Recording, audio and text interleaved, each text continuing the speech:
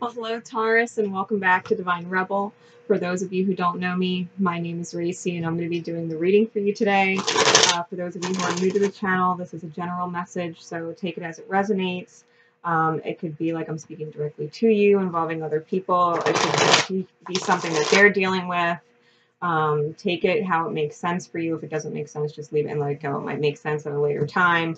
It just might not be a piece of information that you need at all. It could be for somebody else. So take what you want and leave what you don't. Now, Taurus, I'm going to be doing something a little different. This is something, last time I did something like this was in September of last year. This is a who the heck are you dealing with? So this is going to be you dealing with an Aries, dealing with another Taurus, dealing with a Gemini, all the way through Pisces. All right, if you know where your placement planets are and you want to kind of keep track of it that way, from that perspective, by all means, like I said, take it how it resonates with you, get what messages you need from it. Okay, so getting started. Taurus dealing with an Aries. Taurus dealing with another Taurus. Taurus dealing with a Gemini.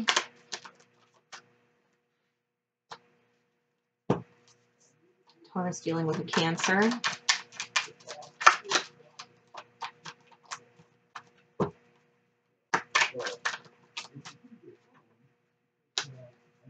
Taurus dealing with a Leo.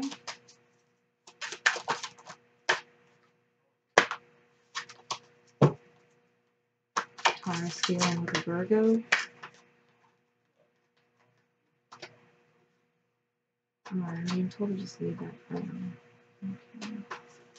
Taurus dealing with a Libra. Well, if that's not Libra energy, I don't know what does. Not the Justice card, it's every other card. Let's see. Dealing with a Scorpio. Taurus dealing with Scorp.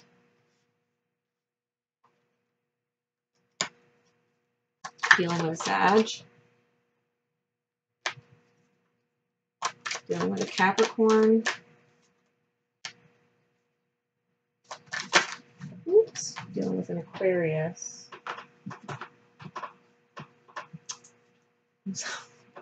Got it. All right. I'm dealing with a Pisces. All right. Taurus. You dealing with an Aries. We have the moon in the reverse. All right. So if you're dealing with an Aries energy, this moon, it really does remind me of the power that we have within ourselves to heal our shadows, to overpower our shadows, to eclipse, the universe's highlight on our inner demons and our own inner securities and our own inner doubt. This is about being able to absolutely heal that within the self, creating your own light within your darkness, providing this elixir of life, this rebirth. So Taurus, if you're dealing with an Aries, either you are doing this for them or they are doing this for you, in which you are healing through your shadows. All right, getting back to your authenticity, especially if you're on, the twin flame journey, because I'm always drawn to the towers here, like everything is empty, everything's exposed. Everything is exposed. There's no walls that are hiding anything. It's been completely emptied. It's all emotion from here. So Taurus dealing with an Aries. Taurus dealing with another Taurus. We got the Seven of Swords. So be careful that you're not lying to yourself or that someone is not lying to you. This could be someone who is stealing an opportunity from you. This could be someone who is making a choice for you in the background, who might break your heart in the background if you're not being honest with yourself. Right? Just watch. Don't take what's not yours, Taurus.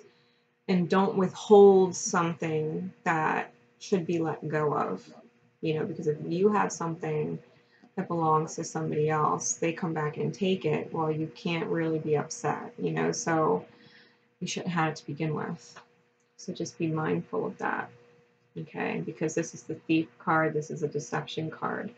This could straight up just be someone taking your own mental peace. This could be someone who is taking the truth and twisting it and feeding you lies. So use discernment when you see this card, Taurus. especially dealing with your own energy, right, in your own head. If you're dealing with a Gemini, we have the Libra card, the Justice card, and the 10 of coin. And so as far as this divine wish being granted, as far as divine justice coming in to give it to you, I'm being told, consider it done. If you're dealing with a Gemini, divine justice will be served. And, you know, whatever karma is due to them, they will receive. Whatever karma is due to you, you will receive. Someone is getting the dream come true in the physical. Justice is being served. You could be, you know, it could be a new home. It could be a new career, a new position. Like it could be an upgrade to your finances. But it's something that you've been waiting for, you know. Taurus, this is something you've been waiting for. This is divine justice going down when it comes to something that's divinely yours. It's always been yours. Okay, so just keep that in mind, Taurus, if you're dealing with a Gemini. There's also strong Virgo energy on these cards, both of these cards. He's got the symbol for Virgo on his chest, and she's got it on the floor in front of her. So, Gemini, you might be dealing with strong Virgo energy within your own chart, or, you know, them, if they're a Gemini with strong Virgo. This could be a Virgo granting divine justice for a Gemini that you're dealing with. Okay, this could be them giving, you know, the dream come true or something like that. So, you know, take it how it resonates. Taurus, if you're dealing with a Cancer, we got the sun. Here comes the sun. Here comes the sun. I said, it's all right. Taurus, if you're dealing with a Cancer, this person is genuinely a light in your life right now. And I feel like they're really helping you, whether you see them as a light or not, but I feel like they're really helping you move forward into your authenticity, really getting back in touch with your inner child, really healing through those shadow aspects of the self, you know, that subconscious mind that gets the best of us sometimes. You know, this person is shining light on maybe your strengths and your good qualities, and really making you feel good about moving forward. I feel like this person is super supportive, like they're giving you the stamina, they're giving you the drive and the willpower to keep going, you know, to keep going. If you're dealing with a Leo, we have the 9 of Swords in the reverse. And so, you know, this person is feeling like they're surrounded by swords. This is the Nightmares card. This is the Anxiety card. You know, so when it's in the reverse like that, you can see, you know, with all of these swords, you know, he can see the light through the window. He just has to be able to get past his shadow. There's this shadow of a man here. You know, like this looming, it could also be someone who's like holding blackmail over you, you know, or someone's holding blackmail over a Leo that, you know, if you're watching this and dealing with a Leo, they could have a demon in the room. You know, if you're dealing with someone who has like a Leo Venus, they could be dealing with the demons in their heart space, you know, so take this message as how it resonates, but they're very aware, whoever this Leo is, they're very aware that their demons are there. They're very aware that their shadows are there, that they're keeping them uncomfortable, and that their shadows are what's keeping them in this living nightmare. It's a living nightmare. All right. If you're dealing with a Leo, they are dealing with a living nightmare, and it's something that they've created with their mind. You know, the mind is a powerful thing. This is something that they've created, and they've got to deal with it before it becomes a part of the walls, you know, because you could see the shadows actually turning to stone. It's like the shadows becoming a permanent fixture in this person's mind. It's becoming a permanent part of the walls in there. You know, this person is dealing with, you know, permanently, it's almost like permanently being broken, permanently being haunted by their demons, or truly breaking away from it and seeing the light. Like, if you're dealing with a Leo, that's what they're up against right now. All right, Taurus, dealing with a Virgo. right? So we had the Virgo up here with 2 cards in Gemini. And then we have these 2 cards down here. For Virgo, we have the Magician and the 4 of Cups, and they came out in the reverse. Now, the Magician and the 4 of Cups. When the Magician's in reverse, I'm going to say you don't realize what you're manifesting, especially because this is in the night. This is the subconscious and unconscious levels. You're dealing with a Virgo. Either you don't know what the fuck you're manifesting, or they don't either. Okay? Or they don't either. But someone's manifesting something, and it's this opportunity that was missed. The ships that left, the ships that sailed, and these 4 cups, you know, like spilled over on the beach, like the party's over. It's in the reverse, which is letting me know the ships are coming back in. The ships are coming back in. It's coming towards the Magician. The ship is literally coming towards the Magician in the reverse. And the Magician doesn't even realize they're manifesting the ship coming back. This was a lost opportunity, and it's 11:11 on the clock. This was a missed opportunity that is divinely coming back around. It's divinely coming back around. It's manifesting without you even realizing it. And the funny part is, this person that doesn't realize they're manifesting it, if they were to pay attention, it's in broad daylight. Like, they could see it happening if they wanted to. This person is just completely unaware that they're manifesting the return of something they thought was completely lost. You know, so Taurus, you may be surprising someone, or someone may be really surprising you. I hope I didn't blow it. They might not be realizing they're manifesting the solution to this missed opportunity, right? If you're dealing with a Libra, we have the Queen of Swords in the reverse, and this is very much a Libra card because Libra is a very feminine energy. It's a masculine energy as far as zodiacs, but its energy is of love and harmony. It's etheric love. It's higher love. You know, where Taurus is love and beauty in the physical, Libra is more higher love in the etheric. And so this is higher love, and with it back turned, you might be dealing with a Libra who absolutely gave you the cold shoulder, Taurus. They've completely turned their back on you. When Libra does this, it's usually because they don't like the things that were said to them, or they feel like things are unjust, or they feel like they're being unjustly accused of things, or they don't feel like they can pay the debt and balance the scale, and so they burn the bridge instead, right? They give you the cold shoulder, and the debt is still unpaid, you know? So if you're dealing with a Libra, they've absolutely turned their back on you at this point. Okay. However, I don't feel like this Libra is seeing things clearly, because you could see, you know, despite all the clouds around her here, she's very clear. Where here, the clouds are very stormy, and so I feel like they might be dealing with their own shitstorm, and they just don't want you involved, which is why they've kind of turned it off, and they're dealing with their own storm. All right, they're dealing with their own mental storm, because Libra is very, very much in the mental realms. All right, if you're dealing with a Scorpio, Taurus, if you're dealing with a Scorpio, we got the World and the Ten of Cups, and they came out in the reverse. Okay?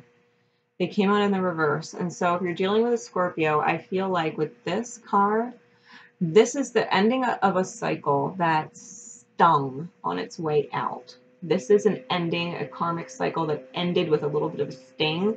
I feel like you're absolutely releasing that sting now. I feel like this is completely past. However, we do get this Ten of Cups in the reverse. And I feel like this is kind of what maybe stung, feeling like you lost this. But I feel like you're letting that go too. Like this old illusion, you know, if it was you or you and this person, no matter what, you know, and blah, blah, blah, and we can do anything together, and it's always us. You're finally letting that go. Like if you thought this person was your emotional fulfillment, no matter how hard it was living, you know, even though you always felt like you were getting washed up on shore, you know, you just, you know, I just love them no matter what. Like I think you're letting this go, right? I think you're truly looking for the emotional fulfillment that comes with a brand new beginning. I think that's the underlying issue here. You know, you're letting this idea of love being hard and love being sacrificial and love, you know, costing you everything. You're like, fuck that. I ain't selling my soul for it. Not like that. Not like that. Anytime I overgive or overextend or overfill, you know, I get stung. So it's like releasing this search of emotional fulfillment in another. Scorpio.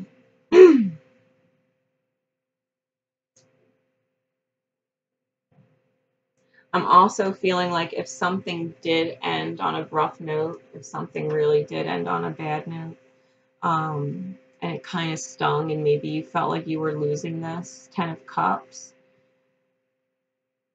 I feel like there definitely is a really good chance that this might still flip around.